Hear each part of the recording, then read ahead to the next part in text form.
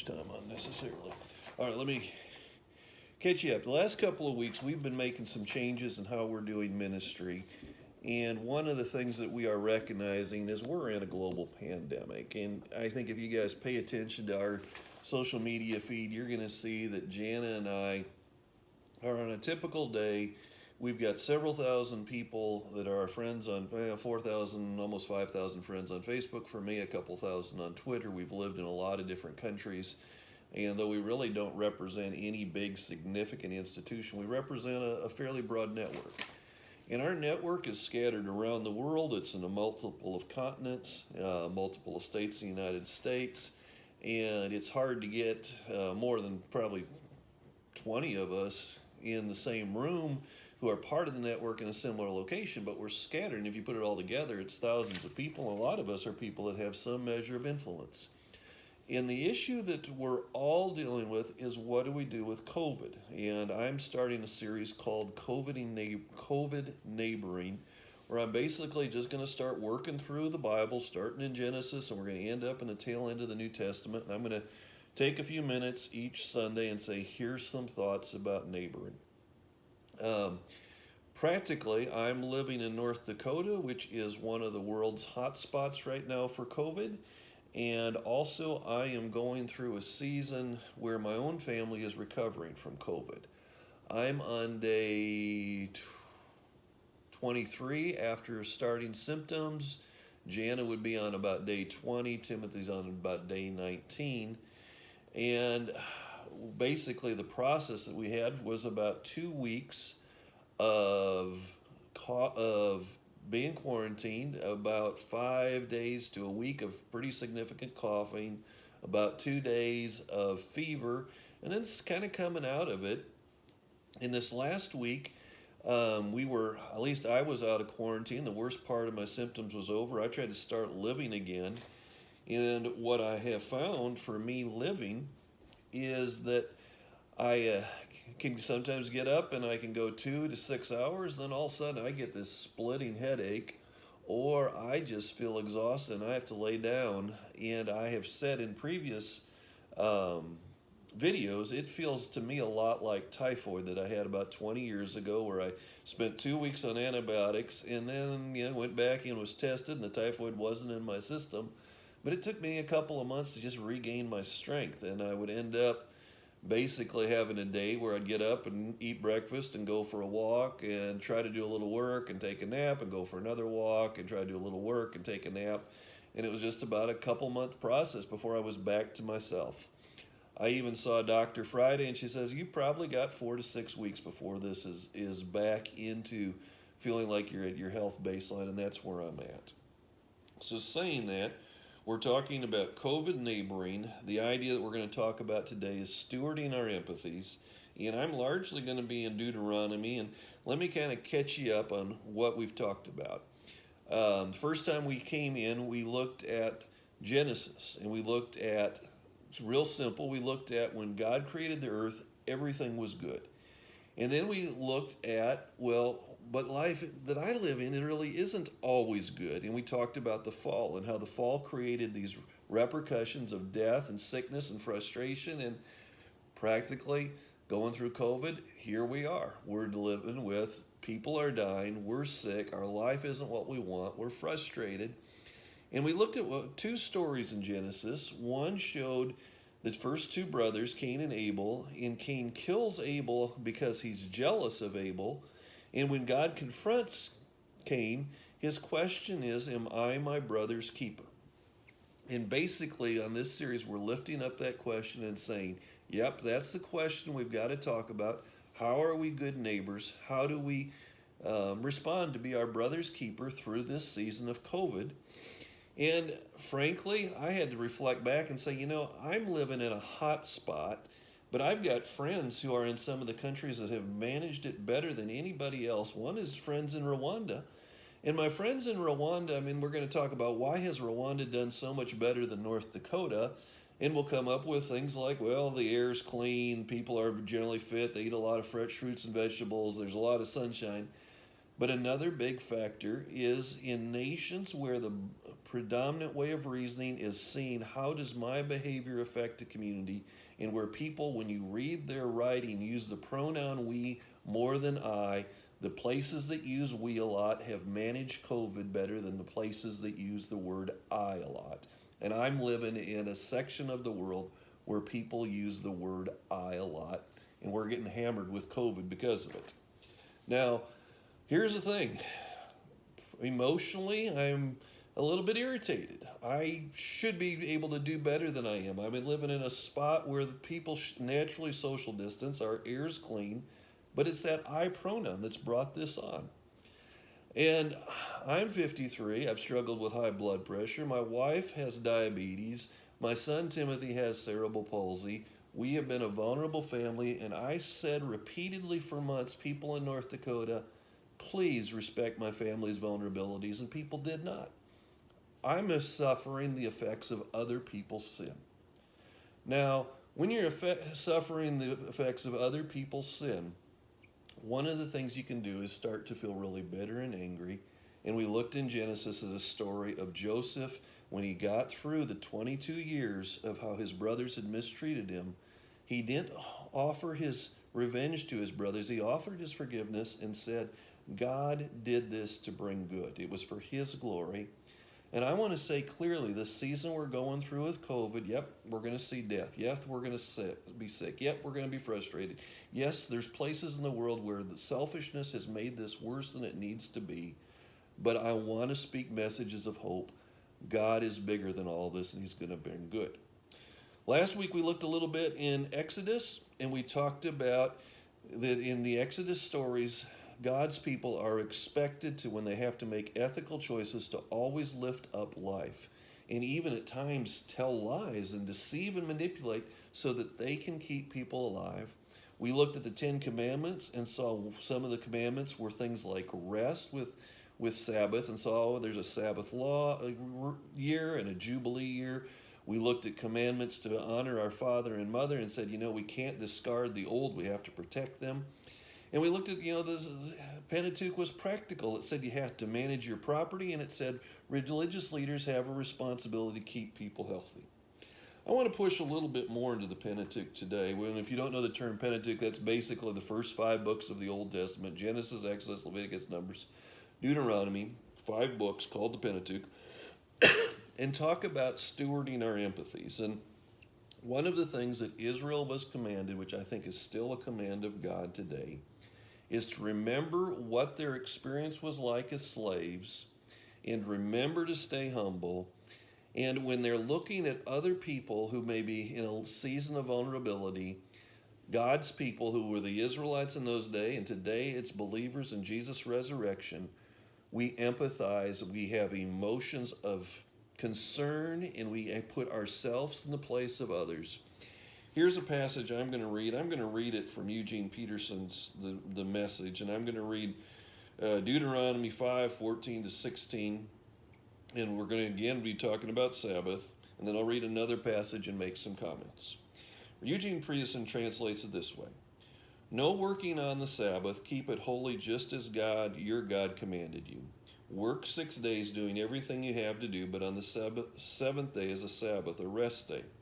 No work, not you, your son, your daughter, your servant, your maid, your ox, your donkey, or any of your animals, not even the foreigner visiting your town. The way your servants and maids will get the same rest as you, don't ever forget that you were slaves in Egypt, and God, your God, got you out of there in a powerful show of strength. That is why God, your God, commands you to observe the day of rest." Okay, let me say something I've said before, and I'm going to repeat again. And my throat is being tickled. I probably need some coffee and tea. Oh, my lovely assistant, I think, is going to get me a cup of coffee. But this idea of Sabbath is the idea we set up a rhythm where we work and then we rest. And one of the things that COVID exposed to many of our economies around the world is we live in a 24/7, 365 economy. And frankly, the world was not designed that way. It was created for seasons of rest, for the land to have periods of rest and our bodies to have periods of rest. And God commands that for 6 days we are to labor and then one day have a day of complete rest. And that's for everybody. It's not just for those that have the ability to say, I can control life. It's going to be just for me, one who are in management positions. No, it's everybody, the whole family. And it even goes down to creation. It's to be your animals. And it goes down to the resident foreigner, the alien in your place. And then there's this telling thing to remember who you were. For the Israelites, even when they're living in the promised land and they hit a point where it's their own land and they can manage it, they are not to think, to buy into this mythology that this is what we've done with our own hands. They're supposed to remember, no, this is all what God has given us. We were once slaves. And that's why they're supposed to remember this. And let me say this today. One of the things that I want you to know as you're thinking about neighboring in COVID, I see this temptation and I see people speak it over and over again, and it's simple falsehood. This idea that everybody should just do what they want to do and vulnerable people should just isolate themselves. Well, life doesn't work like that. And frankly, let me tell you my story. I am a low-income family. I work a couple of different jobs. I'm out laboring, trying to figure out how to pay the bills. And when I come home, my wife and son are vulnerable. I live in an affordable housing place, and most of my neighbors are elderly, disabled, or Native American. And when I come home and I'm sick because I got sick with somebody else, I expose all of those other people. The vulnerable don't live in isolation. They live close to us. And the Lord would command, in fact, He does command, you are to remember that even if you're economically okay, even if you can control your time, even if your health is good, you are living in a community, and you're supposed to remember the vulnerable around you, and you're supposed to remember there have been times in your life when you have been vulnerable, when you have been poor, when you have been sick, when you have been mistreated. And if it's not at this season of life, maybe you've never experienced it, there will come a day when everything that you hold dear and think gives you high measures of control is gone. Remember that. The text continues, and Deuteronomy, basically is repeating the story in Exodus with a little more editorial, and it says, respect your father and mother. God, your God, commands it. You will have a long life. The land that the Lord has given you will treat you well. And again, I want to repeat this. The most vulnerable people that we will find in our communities are going, so far with COVID, have been elderly people in long-term care facilities, poor people in immigrant neighborhoods or working class neighborhoods or in apartments that are tightly clustered and don't have access to health care, and Native Americans, and then we get these specifics of people who are disabled or have some long-term health issues. And there is some people who have this idea, well, grandma's 60 or 70 or 80 or 90, and she's got these things, and if she catches COVID and dies, well, it just was a few years earlier than life, and it made our lives simpler. Boy, that's ungodly. You are commanded to respect the elderly, to do what's good, and you're commanded to preserve life. Please do that. Deuteronomy 15:14-7 talks about something else, about how we view others. It says, if a Hebrew man or a Hebrew woman was sold to you and has served you for 6 years, in the 7th year you must set him free, released into a free life. And when you set them free, don't send them off empty-handed. Provide them with some animals, plenty of bread and wine and oil. Load them with provisions from all the blessings which God, your God, has blessed you. Don't wait for a minute to forget that you were once slaves in Egypt, and the God, your God, redeemed you from the slave world. For that reason, this day I command you to do this. Now, we don't live in this world of slavery today, but if you're read the American experience, it's been part of our experience. But we do live in a world where debt is part of our life, and some of us fall into it, and I think some of us because of poor choices, but some of it because the economic systems are no longer, and maybe they never were just in the United States. And the system of slavery and debt in the Old Testament that Moses was recording by the Holy Spirit was basically if a Hebrew man or a woman fell into places of debt, their property would be forfeited, and then eventually they would be sold into slavery. And they were to labor for 6 years a slave, and then the 7th year they were to be set free. And they were to go not free, just like, oh, go start on your own, pull yourself up with your own bootstraps. They were to be given resources so that they could start and have a reasonable life. And the people were again commanded, don't for a minute forget that you were once slaves in Egypt, and God, your God, redeemed you from that slave world. They were commanded to be empathetic, to recognize that the poverty that someone else was in is a poverty that is part of all humanity, was part of their experience, and they weren't supposed to deny that. And my encouragement with COVID neighboring is don't forget the poverty that we are part of being human, and to recognize that the Lord will judge us based upon how we deal with the most vulnerable.